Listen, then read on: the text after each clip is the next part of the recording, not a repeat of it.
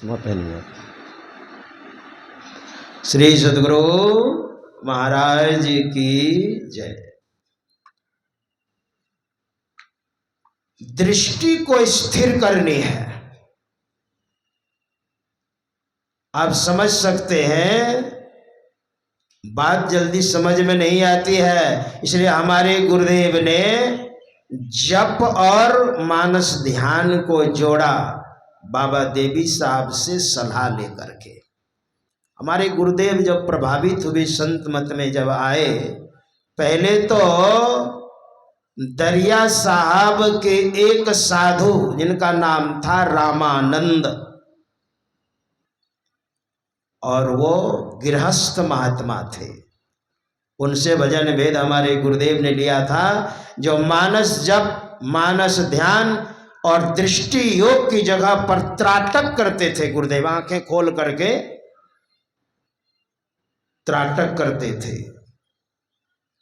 लेकिन संत दरिया साहब की वाणी में दृष्टि योग नादानुसंधान की बात थी, पूछते थे तो वो नहीं बता पाते थे, तो गुरुदेव संतुष्ट नहीं हो रहे थे। गुरुदेव तो खोजी थे ना, खोजत खोजत सतगुरु भेटी गेला सहारा मुरादाबाद। खोजी जो होते हैं ना, जिन खोजा तिन पाइया गहरे पानी पैठ, जो खोजते हैं उनको मिल जाता है। और गुरुदेव ने खुद बताया है कि मैं संत मत का विरोधी था, विरोध करता था कि ये लोग गुरु को नहीं मानते हैं, विरोधी थे हमारे गुरुदेव। तो वही एक रामदास नाम का एक सत्संगी था, बाबा देवी साहब के शिष्य रामदास, जो आगे चल करके रामदास ने हमारे परमाराध्य श्री सद्गुरु महाराज से सन्यास लेकर, इतनी श्रद्धा हुई गुरुदेव के प्रति कि सन्यास लिया, और सन्यास लेकर के उन्हीं का नाम पड़ा स्वामी ध्यानानंद। उनसे तर्क वितर्क हो गया हमारे गुरु महाराज का। अगल बगल में थे और बड़े प्रेम से वे पाठ भी करते थे। बाबा देवी साहब के साथ जम्मू कश्मीर जब जाते थे ना, तो गुरुमुखी का बहुत बढ़िया से पाठ करते थे। पंजाबी ग्रंथों का पाठ बहुत बढ़िया स्वर से, स्वर मिलाकर, और कंठ बहुत सुरीली था, बहुत बढ़िया से वो गाते थे। तो ही एक दिन गुरुदेव ने कह दिया कुछ और उसने भी कह दिया कुछ, दोनों में तू में हो गया। और उसी संदर्भ में रामदास ने कहा, मानस जप और मानस ध्यान जिंदगी भर करते रहो, कुछ होने वाला नहीं है जब तक दृष्टियोग और नादानुसंधान की प्रक्रिया नहीं करोगे, आत्म कल्याण नहीं होगा। गुरु महाराज ने कहा, गुरु का विरोध कीजिएगा।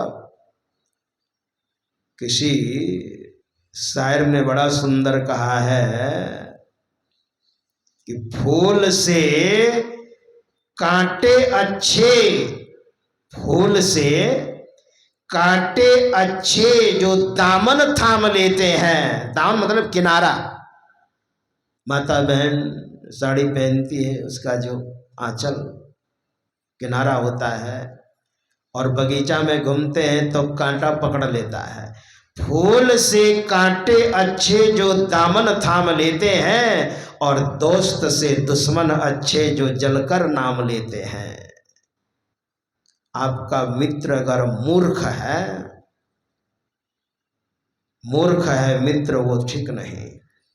और पढ़ा लिखा समझदार अगर शत्रु भी है ना, तो शत्रुता करते करते उसमें कोई ज्ञान डाल देगा। वो वही हुआ, हमारे गुरुदेव को कह दिया, जप और ध्यान जीवन भर करते रहिए, कुछ होने वाला नहीं है जब तक दृष्टि योग और नादानुसंधान की प्रक्रिया नहीं कीजिएगा। वो हमारे संत मत में है। हमारे गुरुदेव चले गए, गुरुदेव जहाँ रहते थे गुरुदेव के साथ में अपने गुरु को सुनाया। हमारे गुरु महाराज ने, परमाराध्य श्री सदगुरु महाराज ने कहा वो रामदास मिला था और उन्होंने कह दिया कि जीवन भर जप ध्यान करते रहो, कुछ होने वाला नहीं है जब तक दृष्टि योग और नादानुसंधान की प्रक्रिया नहीं करोगे। गुरु का विरोध कर दिया उसने, गुरुदेव। तो हमारे गुरुदेव ने कहा, मैंने कहा ना उन लोगों से बात मत किया करो, बस अपना काम से काम रखो। लेकिन जब बेड पर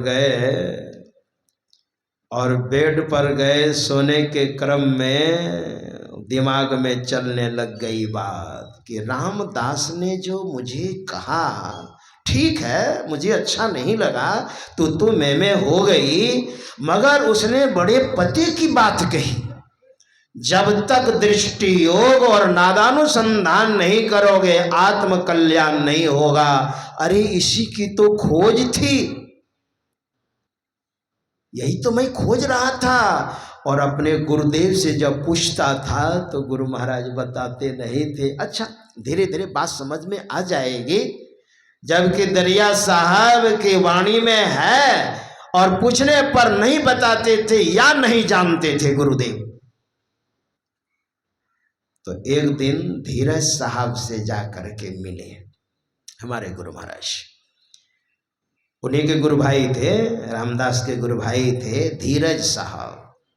उनकी वाणी सत्संग योग में है, राह गई है बड़ी झीनी, हे साधो नैन नगर से, नैन नगर में घोर अंधियारी, सतगुरु ज्ञान सफीनी, हे साधो नैन नगर से, सहस भाग एक बाल बराबर, धार धरहु लवलीनी, हे साधो नैन नगर से, वामग सुरती शरक जब जावे, ज्योति झका झक